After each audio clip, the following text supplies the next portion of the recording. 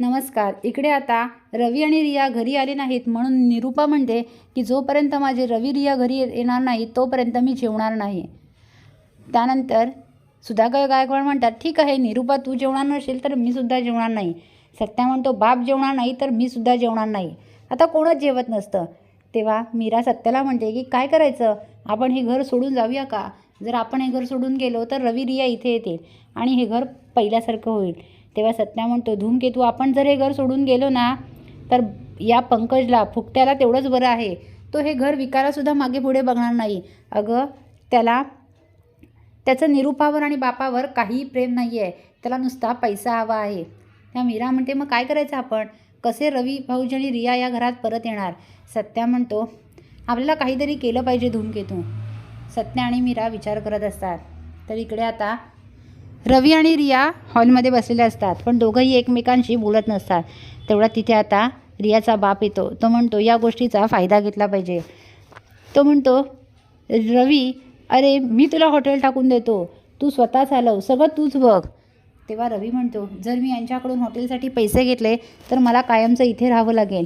मी माझ्या आईवडिलांकडे कधी जाऊ शकत नाही. रवी काहीच बोलत नाही.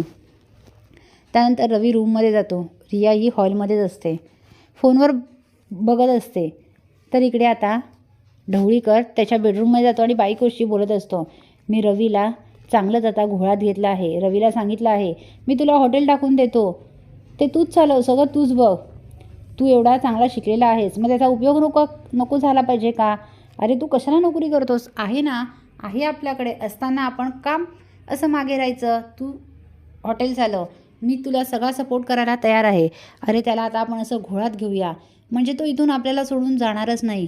म्हणजे त्या मीरा आणि सत्याची चांगली जिरेल.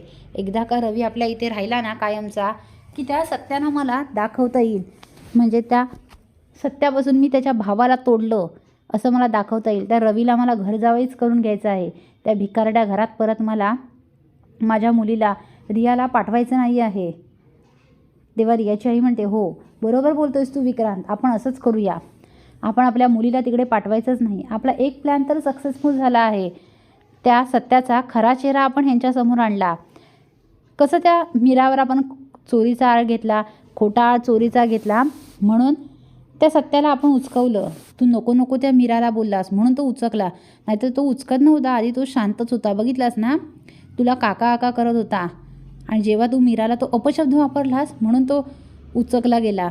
तेव्हा विक्रांत म्हणतो, हो मी त्याच गोष्टीची वाट बघवतो, म्हणूनच मी तिला एवढा खालच्या पातळीवर जाऊन बोललो, नाहीतर त्याने तमाशा केलाच नसता. तो तमाशा कधी करतो याचीच मी वाट बघत होतो, पण शेवटी आपल्या मनासारखं झालं, त्याने तमाशा केलाच. आणि ते रवी रियाला आपण दाखवलं. म्हणजे सत्या काय आहे हे आपण त्यांना दाखवून त्यांच्याच मनातून सत्याला आपण उतरवलं आहे. त्यामुळे आपलं एक काम तर झालं आहे. आता या रवी रियाला आपण कायमचं इथं ठेवून घेण्यात यशस्वी झालं पाहिजे. हे रवी आणि रिया त्या घरात परत कधीच जाता कामा नये. आता त्या नवरा बायकोचं बोलणं रिया ऐकते आणि तिला मोठा धक्काच बसतो. रिया म्हणते, डॅडा तू हे चांगलं नाही केलंस. आता मी काय करायचं नाही मी ठरवते.